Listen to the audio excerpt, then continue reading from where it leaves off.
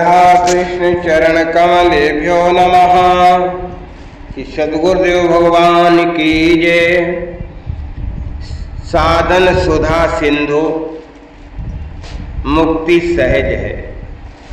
परम श्रद्धेय स्वामी श्री राम सुखदास जी कहते हैं कि एक बहुत ही बढ़िया श्रेष्ठ बात है,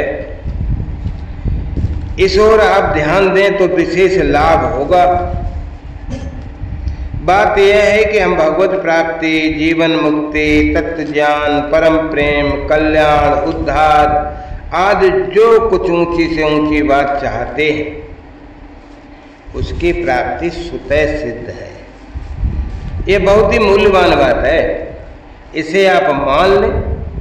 इसे समझाने में मैं अपने को असमर्थ समझता हूँ।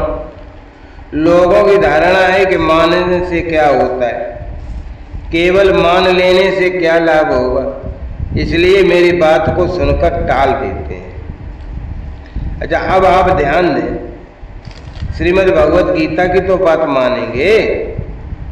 गीता में श्री भगवान क्या कहते हैं कि प्रकृतिम पुरुषम चैव विद्वे नाधि उभावपि। प्रकृति और पुरुष दोनों को ही तो अनादि जान। और 13वें अध्याय के दूसरे श्लोक में कहते हैं क्षेत्रज्ञम चापिमामि विद्धि सर्व क्षेत्रेषु भारत। हे अर्जुन, तू सब क्षेत्रों में क्षेत्रज्ञ अर्थात जीवात्मा भी मुझे ही जान। अभिप्राय ये ही हुआ कि प्रकृति और पुरुष दोनों भिन्न भिन्न हैं, ऐसा मान लें। आप पुरुष हैं और प्रकृति आपसे भिन्न है। तात्पर्य ये निकला कि आप जिससे अलग अर्थात मुक्त होना चाहते हैं उस प्रकृति से आप स्वतः ही मुक्त हैं। केवल आपने अपनी इच्छा से प्रकृति को पकड़ रखा है, उसे स्वीकार कर रखा है। प्रकृति को पकड़ने से ये दुख हुआ है, बंधन हुआ है। इसे छोड़ दें तो आप ज्यों के त्यों जीवन मुक्त ही।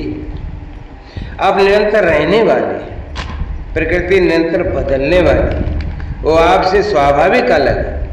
प्रकृति ने आपको कहाँ पकड़ा है? अपितु आपने ही प्रकृति को पकड़ लिया है। मैं मेरे की मान्यता की है आपने। मैं मेरे की मान्यता करना ही भूल है। यह जो इंद्रियों सहित शरीर है, जिसे भगवान ने इदम क्षेत्रम कहा है, ये मैं नहीं है। और जो संसार है वो मेरा नहीं है। तो इस बात को मान लेना है और कुछ करना नहीं है। कारण कि वस्तुतः बात ऐसी ही है। आप निरंतर रहने वाले हैं, संसार निरंतर जाने वाला है। इस ओर केवल दृष्टि करनी है और कुछ नहीं करना, और कुछ करना ही नहीं है। ये करना कराना सब प्रकृति में है, सब संसार के राज्य में होता है करना कराना, क्रिया करना। जिस क्षण ये विचार हुआ, जिस क्षण ये विचार हुआ, वैसे ही हम संसार से अलग हैं, उसी क्षण मुक्ति है। अच्छा, संसार से संबंध मानने में खास बात है उससे सुख लेने की इच्छा। ये सुख लेने की इच्छा ही संपूर्ण दुखों, संपूर्ण पापों, अनर्थों, दुराचारों, अन्यायों आदि की जड़ है। जब तक सांसारिक पदार्थों के संग्रह और सुखभोग की इच्छा रहेगी, तब तक चाहे कितनी ही बातें सुन लो, पढ़ लो, सीख लो, चाहे तो लोकी का राज्य प्राप्त कर लो, फिर भी दुख मिटेगा नहीं। यही पक्की बात है। संग्रह और सुखभोग की वृत्ति चेष्टा करने से नहीं मिटेगी।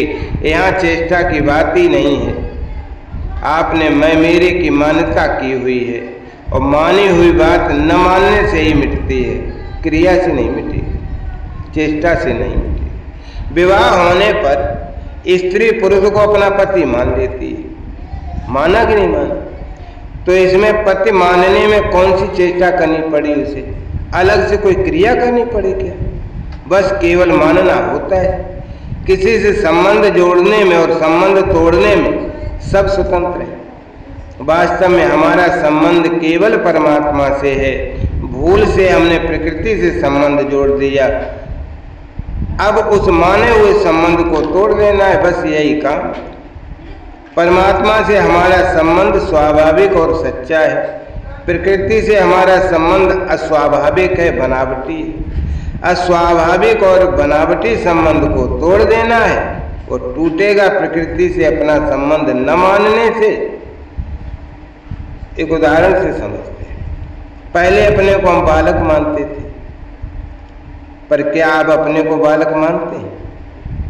तो जैसे बालकपन के साथ आपने मान्यता की थी, वैसे ही अब जवानी के साथ आपने मान्यता कर ली कि मैं जवान हूँ। ऐसे ही मैं रागी हूँ, मैं निरोग हूँ, मैं धार्मिक हूँ, आज मान्यताएं कर ली। वृद्धावस्था के साथ मान्यता कर ली कि मैं तो बूढ़ा हूँ, और फिर मृत्यु के साथ मान्यता कर ली तो मैं मरने वाला हूँ। विचार करें कि मान्यता करने के सिवाय आपने और कौन सी चेष्टा की, कौन सी क्रिया की। जैसे आपने पहले अपने को बालक माना, वैसे ही अब अपने को बालक न मानकर जवान मान लिया तो केवल मान्यता ही मान्यता है, न कोई चेष्टा है, न कोई विचार है। इतनी सरल बात संसार में है ही नहीं कोई जितनी मैं बता रहा। केवल संयोग जन्य सुख की इच्छा के कारण कठिनाई हो रही। ये संयोग जन सुख भी ऐसा है कि जिससे परिणाम में मिलेगा केवल दुख और दुख। सुख की लालसा से महान अनर्थ होगा ही। इसे टालने की ताकत तो ब्रह्मा जी में भी नहीं। रुपए मिल जाए तो सुखी हो जाऊंगा, पदार्थ मिल जाए तो मैं सुखी हो जाऊंगा, यही सारी बात अटकी है। आज तक इन पदार्थों से किसी को पूर्ण सुख मिला नहीं, मिल सकता भी नहीं। बालकपन से ही सुख लेने के पीछे पड़ गए। अब कितना सुख ले लिया बताओ। धन भी इकट्ठा किया, विषय भोग भी भोगे, थोड़ी बहुत मान बढ़ाई भी मिली। इस प्रकार संसार का थोड़ा नमूना आप हम सभी ने देखा ही है। पर बताओ कि क्या इनसे अभी तक तृप्ति हुई? क्या इनसे पूर्ण सुख मिला? और यदि नहीं मिला तो फिर इनके पीछे क्यों पड़े? क्या कोई वहम बाकी रह गया?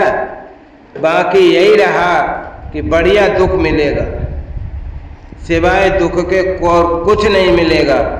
यह कोई मामूली खेल तमाशे की बात नहीं है। संयोग जन्य सुख लेने से परिणाम में दुख होता ही है, यही सिद्धांत। सच्चा सुख आनंद बाहर से नहीं आता, फिर भीतर से निकलता है।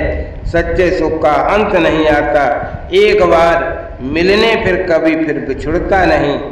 पर जब तक बाहर का सुख लोगे, उसकी इच्छा करोगे, उसे महत्व दोगे, तब तक भीतर का रस, भीतर का सुख मिलेगा। संयोग जन्य सुख की इच्छा को दूर करने का उपाय है दूसरों को सुख कैसे मिले, ऐसी जोरदार इच्छा, और भीतर में व्याकुलता उत्पन्न हो जाए कि दूसरों का दुख मिटे कैसे। मैं करने पर जोर नहीं देता, अपितु भाव बनाने पर जोर देता हूँ। भाव से चट काम होता है। भाव हो तो करना स्वतः हो जाएगा। संपूर्ण प्राणियों के सुख का भाव होने पर अपने सुख की लालसा सुगमता पूर्वक मिट जाएगी, और अपने सुख की लालसा मिटने पर प्राप्त वस्तु मुक्ति, प्रेम आदि का अनुभव सुगमता पूर्वक हो जाएगा। जय जय श्री राधा कृष्ण।